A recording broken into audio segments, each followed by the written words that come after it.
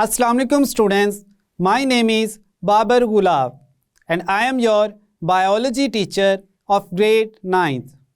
Today we will discuss light reaction, that is the first phase of photosynthesis. So let's start our topic. Students, अपने last lecture में हमने mechanism of photosynthesis को explain किया, जिसमें हमने बात की कि फोटोसिंथेसिस के मैकेनिज्म में 2 फेजेस होती हैं, एक लाइट रिएक्शन जिसको हम कहते हैं और दूसरा डार्क रिएक्शन। लाइट रिएक्शन में हमने बात की कि जो प्लांट्स हैं उनके क्लोरोप्लास्ट में स्पेशलाइज्ड स्ट्रक्चर्स होते हैं जिसको हमने नाम दिया थालाकोइड्स। थालाकोइड्स की मेम्ब्रेन पर लाइट रिएक्शन होता है जिसमें सनलाइट और रूट्स के थ्रू जो वाटर एब्जॉर्ब होता है इसको यूटिलाइज किया जाता है और इसके रिज़ल्ट में ऑक्सीजन प्रोड्यूस होती है। साथ ही साथ इस लाइट फेज में या लाइट रिएक्शन में ATP और NADPH भी प्रोड्यूस होते हैं। ATP को हम कहते हैं एडिनोसिन ट्राइफॉस्फेट और जो NADPH है इसको हम कहते हैं निकोटीन अमाइड एडनीन डाइन्यूक्लियोटाइड फॉस्फेट। फिर हमने बात की डार्क रिएक्शन की। हमने कहा इसमें लाइट जो है वो इसेंशियल नहीं है, ये लाइट की प्रेजेंस में भी हो सकता है और विदाउट लाइट भी होता है। That's why we named as dark reaction. इसमें हमने कहा कि ये स्ट्रोमा में होता है। स्ट्रोमा का हमने बताया कि stroma is a fluid that surround the thylakoid. इसमें जो प्लांट्स है वो इन्वायरमेंट से कार्बन डाइऑक्साइड यूज़ करते हैं। इस कार्बन डाइऑक्साइड को प्लांट्स के लीव्स में प्रेजेंट स्पेशलाइज्ड स्ट्रक्चर्स यानी स्टोमेटा उनके थ्रू प्लांट्स के मेसोफिल सेल्स में एब्जॉर्ब करवाया जाता है। अब डार्क रिएक्शन के रिज़ल्ट में जो चीज़ बनती है दैट इज़ ग्लूकोज। साथ ही साथ जो ATP है और NADPH है इसकी ऑक्सीडेशन हो जाती है। फिर हमने कहा ग्लूकोज का बनना जो है ये ऐसा प्रोसेस है जिसमें प्लांट्स एनर्जी यूटिलाइज करते हैं और वो एनर्जी कहाँ से आ रही थी? लाइट रिएक्शन में जो प्रोड्यूस हुई थी। तो ये था हमारा प्रीवियस लेक्चर। आज का हमारा टॉपिक है जो इसमें हम लाइट रिएक्शन को स्टेप बाय स्टेप डिटेल में एक्सप्लेन करेंगे। अपने इस लेक्चर को या टॉपिक को अंडरस्टैंड करने के लिए चलते हैं वाइट बोर्ड की तरफ। स्टूडेंट्स, आज का जो हमारा लेक्चर है वो है लाइट रिएक्शन पर। लास्ट लेक्चर में हमने बताया था मैकेनिज्म ऑफ फोटोसिंथेसिस, जिसमें हमने कहा कि इस पर फर्दर 2 फेजेस हैं, एक है लाइट रिएक्शन और दूसरा डार्क रिएक्शन। आज हम लाइट रिएक्शन को डिटेल में एक्सप्लेन करेंगे। हमारा टॉपिक है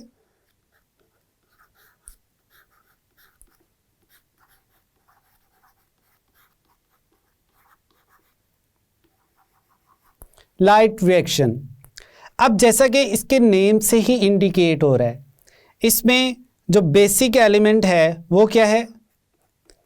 वो है जी लाइट। अब प्लांट्स जो हैं वो लाइट कहाँ से गेन करते हैं?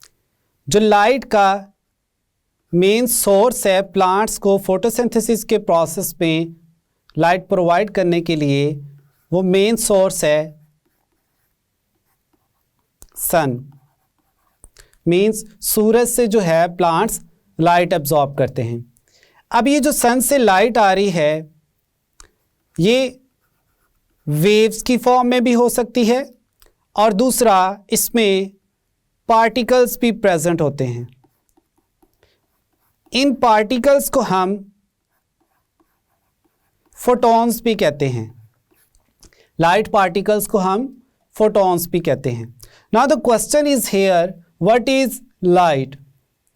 हम कहते हैं light is a form of energy. Light जो है वो एनर्जी की ही एक फॉर्म है। अब ये जो लाइट एनर्जी है ये इलेक्ट्रोमैग्नेटिक फॉर्म में होती है या फिर रेडिएशंस की फॉर्म में होती है, हम कहते हैं इलेक्ट्रोमैग्नेटिक फॉर्म में या फिर रेडिएशंस की फॉर्म में।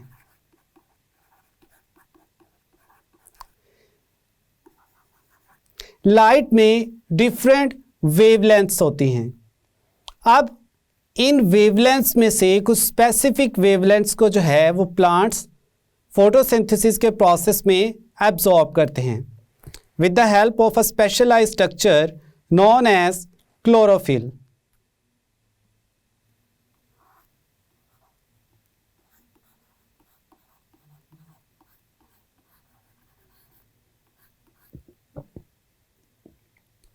स्टूडेंट्स, अब अगर क्लोरोफिल की बात करें तो आपको इसका अंदाज़ा होगा कि ये कहाँ प्रेजेंट होते हैं।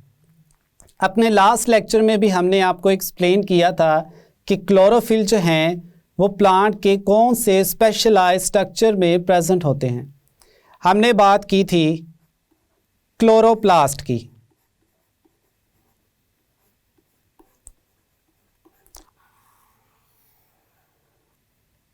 और हमने कहा था इन क्लोरोप्लास्ट में स्पेशलाइज्ड स्ट्रक्चर्स होते हैं जिनको हमने नाम दिया थाइलाकॉइड्स। और हमने कहा था कि इन थाइलाकॉइड्स की जो मेम्ब्रेन है इन मेम्ब्रेन्स पर जो लाइट रिएक्शन है वो होता है। अब हम देखते हैं कि लाइट रिएक्शन में एक्चुअली कौन कौन से स्टेप्स जो हैं वो इन्वॉल्व होते हैं।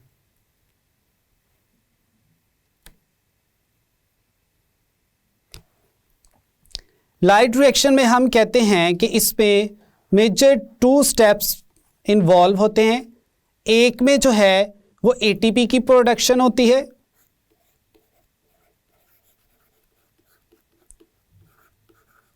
और दूसरा जो है उसमें NADP की या NAD की जो है वो रिडक्शन होती है।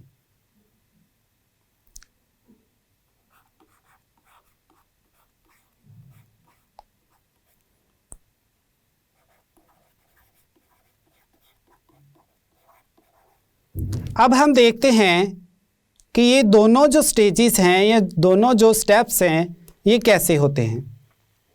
फॉर एग्जांपल यहाँ पर हमारे पास है एक क्लोरोफिल मॉलिक्यूल।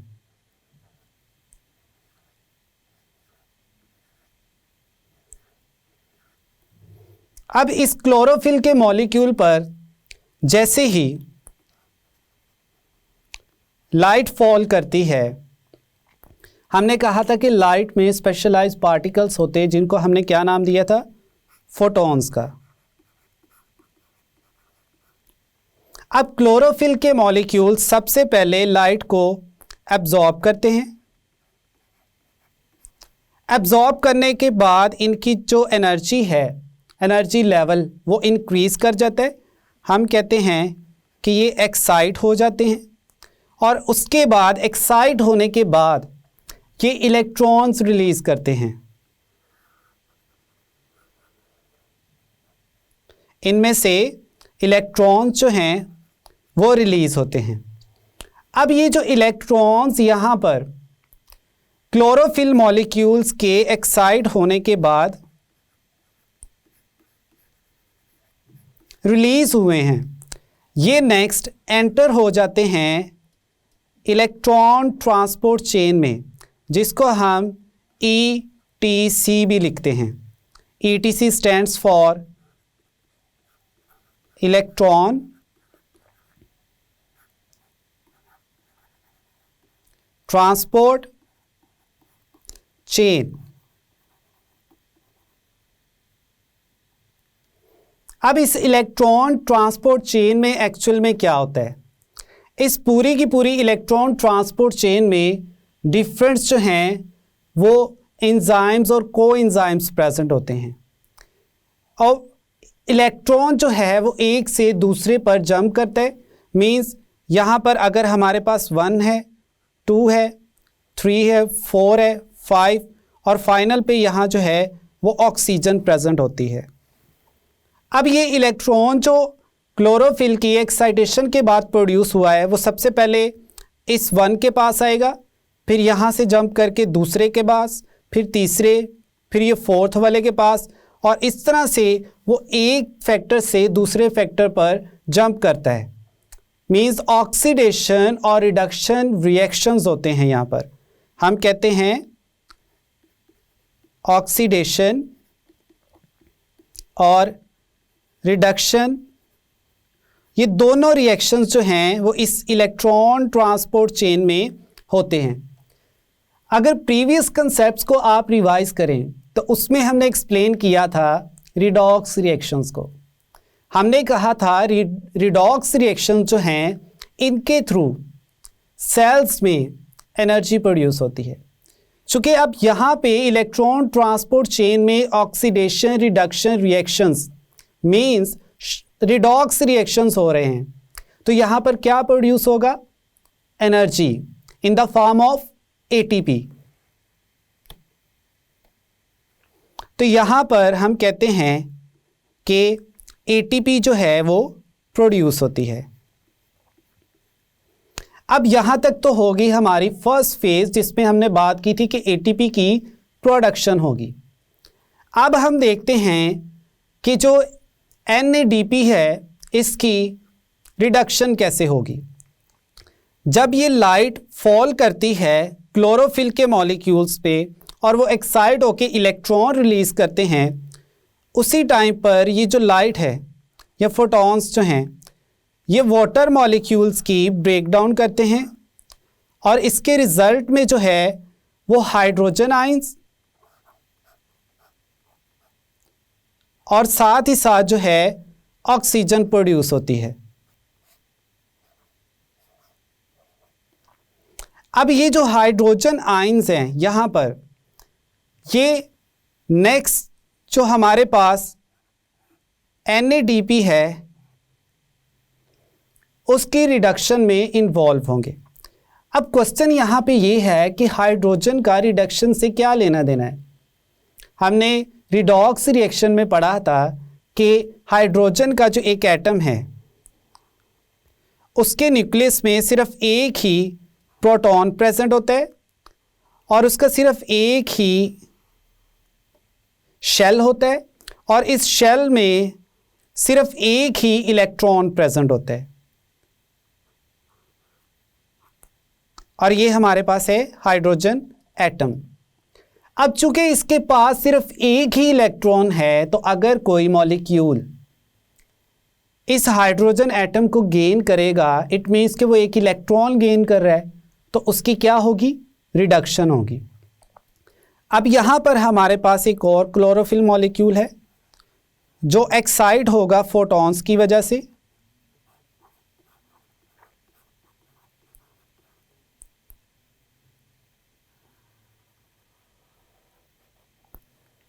और यहाँ पर ये क्या करेगा? इलेक्ट्रॉन जो हैं वो एमिट करेगा, यानी इलेक्ट्रॉन्स जो हैं वो रिलीज़ होंगे। और दूसरी तरफ ये जो हमारे पास हाइड्रोजन्स हैं, ये हाइड्रोजन जो हैं एक्चुअल में क्या हैं? इलेक्ट्रॉन्स हैं। और ये इलेक्ट्रॉन्स भी, ये दोनों इलेक्ट्रॉन्स जो हैं ये मिलकर जो NADP है इसमें ऐड होंगे और नेक्स्ट जो हमारे पास प्रोड्यूस होगा वो होगा NADPH। अब चूंकि NADP में हाइड्रोजन जो हैं वो ऐड हो रहे हैं, यानी उनकी एडिशन हो रही है, तो इसको हम क्या कहते हैं कि इसकी यहाँ पर क्या होगी? रिडक्शन होगी। NADP की रिडक्शन होगी और वो कन्वर्ट हो जाएगा फिर किस में? NADPH में। इन दोनों मॉलिक्यूल्स या इन दोनों प्रोसेसेस में मॉलिक्यूल्स ने जब एक्साइट होकर इलेक्ट्रॉन्स रिलीज़ किए तो उसके रिज़ल्ट में हमने देखा कि हमारे पास कौन कौन सी चीज़ें प्रोड्यूस हुई? एक ATP और दूसरा NADPH। अब ये जो दोनों मॉलिक्यूल्स हैं ये हाई एनर्जी मॉलिक्यूल्स हैं, यानी ATP भी जब ब्रेक करता है तो हमने पढ़ा था कि ATP की जब ब्रेकडाउन होती है तो उसके बाद ये कन्वर्ट हो जाता है ADP में, और इसके अलावा एक जो इनऑर्गेनिक फॉस्फेट है वो रिलीज़ करता है, और साथ ही साथ एनर्जी प्रोड्यूस करता है। और इस एनर्जी की जो अमाउंट होती है वो हमने बात की थी कि 7.3 किलो कैलोरी पर मोल, यानी एक ATP के मॉलिक्यूल में से अगर एक फॉस्फेट रिमूव होता है तो 7.3 किलो कैलोरी जो एनर्जी है वो प्रोड्यूस होती है। सिमिलरली जो NADPH हैं जब ये भी ब्रेक करते हैं ऑक्सीडेशन के थ्रू तो ये भी एनर्जी प्रोड्यूस करते हैं।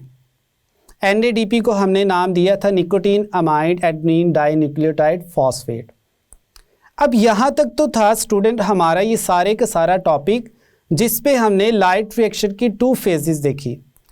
अब अगर आप इसको ओवरऑल देखें तो it is in the form of a G, यानी ये एक जी बन रहा है। फॉर एग्जांपल अगर आप यहाँ से स्टार्ट हों तो ये सारे का सारा जो है ये एक जी लाइक स्ट्रक्चर बनता है। अगर हम इसको यहाँ पर ड्रॉ करें सिंपल ऐसे, तो ये एक जी लाइक स्कीम है। इसकी जो शेप है उसको हम उस शेप की बिना पर इसको हम कह देते हैं जी स्कीम।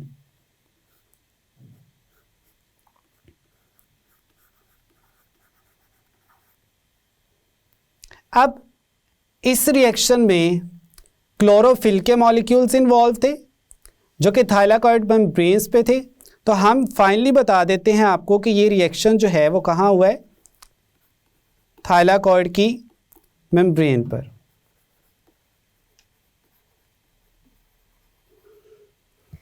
अब यहाँ पर क्वेश्चन ये है कि ये जो लाइट रिएक्शन है या फोटोसिंथेसिस है ये प्लांट्स के अलावा क्या किसी और ऑर्गेनिज्म में भी होता है? तो हमने पहले भी आपको बताया था कि प्लांट्स के अलावा भी ऑर्गेनिजम्स हैं जो फोटोसिंथेसिस का प्रोसेस करते हैं। उसकी हमने आपको एग्जांपल्स दी थी। एक थे हमारे पास एल्गी। एल्गी जो हैं इनमें न्यूक्लियस भी प्रेजेंट होता है, और एल्गी जो हैं मोस्टली वाटर इन्वायरमेंट में प्रेजेंट होती हैं।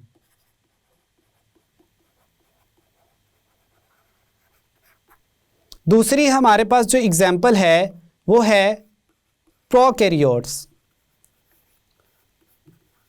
प्रोकैरियोट्स के बारे में हमने कहा कि इनके पास जो न्यूक्लियस है वो प्रेजेंट नहीं होता, न्यूक्लियस एब्सेंट होता है। जो डीएनए है वो डायरेक्टली साइटोप्लाज्म में पड़ा होता है। अब प्रोकैरियोट्स में हमारे पास जो एग्जाम्पल्स आती हैं वो है बैक्टीरिया, जिनको हम फोटोसिंथेटिक भी कहते हैं।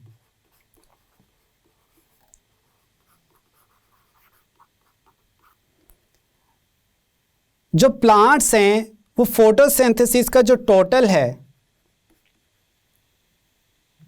30% परफॉर्म करते हैं, जबकि ये जो हमारे पास एल्गी और प्रोकैरियोट्स हैं लाइक बैक्टीरिया, रेस्ट जो 70% है वो ये दोनों परफॉर्म करते हैं। यानी फोटोसिंथेसिस का टोटल जो है वो ये ऑर्गेनिजम्स परफॉर्म करते हैं। तो ये था स्टूडेंट आज का हमारा लेक्चर लाइट रिएक्शन। स्टूडेंट्स अब हम देखते हैं कि जो लाइट रिएक्शन है इसमें जितने भी इवेंट्स हैं वो कौन कौन से थे। सबसे पहले हम कहते हैं कि when chlorophyll molecule absorb light their energy level increases and their electrons are emitted। यानी क्लोरोफिल मॉलिक्यूल्स जो हैं वो लाइट को एब्जॉर्ब करते हैं, इसके बाद उनका एनर्जी लेवल इंक्रीज कर जाता है और क्या एमिट होते हैं, इलेक्ट्रॉन्स। सेकंड हम देखते हैं कि ये जो इलेक्ट्रॉन्स हैं ये कहाँ चले जाएंगे। These electrons are pass to the electron transport chain, जिसको हम ETC से भी रिप्रेजेंट करते हैं, टू प्रोड्यूस ATP यानी ये इलेक्ट्रॉन्स कहाँ जाएंगे? इलेक्ट्रॉन ट्रांसपोर्ट चेन में, और क्या चीज़ प्रोड्यूस होगी? ATP। फिर हम कहते हैं light also break water molecules, और वाटर मॉलिक्यूल्स की जो ब्रेकडाउन होती है in the presence of light, इसको हम कहते हैं फोटोलाइसिस। और इस प्रोसेस में क्या चीज़ रिलीज होती है? ऑक्सीजन। हम कहते हैं light also breaks water molecule during the process of photolysis and oxygen is released. The hydrogen atom of water give electrons to chlorophyll and become ions. और finally हम इसमें देखते हैं the electrons of chlorophyll after the production of ATP and the hydrogen ions of water are used for the reduction of NADP positive into NADPH, यानी ये जो हमारे पास NADP plus है इसकी रिडक्शन होगी और ये किस में चेंज हो जाएगा? NADPH में। स्टूडेंट्स, आज का जो हमारा लेक्चर था लाइट रिएक्शन, इसमें हमने कहा कि 2 मेजर स्टेप्स जो हैं वो इन्वॉल्व होते हैं। एक हमने कहा ATP की प्रोडक्शन जो कि इलेक्ट्रॉन ट्रांसपोर्ट चेन के थ्रू होती है। दूसरा हमने कहा NADP की जो है वो रिडक्शन होगी, यानी उसमें इलेक्ट्रॉन्स ऐड होंगे इन द फॉर्म ऑफ हाइड्रोजन, और उसके रिडक्शन होने के बाद NADPH प्रोड्यूस होगा। हमने कहा ये जो दोनों मॉलिक्यूल्स हैं ATP और NADPH, ये एनर्जी मॉलिक्यूल्स हैं। ATP के बारे में हमने आपको बताया कि जो ATP का मॉलिक्यूल ब्रेक करता है तो 7.3 किलो कैलोरीज एनर्जी प्रोड्यूस करता है पर मोल। दूसरा हमने कहा कि ये जो पूरे का पूरा मैकेनिज़्म था ये Z शेप की फॉर्म में होता है, दैट्स वाई हम लाइट रिएक्शन को Z स्कीम भी कहते हैं। तो ये था आज का हमारा lecture. I hope now you have a clear idea about light reaction. मिलते हैं नेक्स्ट लेक्चर में। अल्लाह हाफिज़।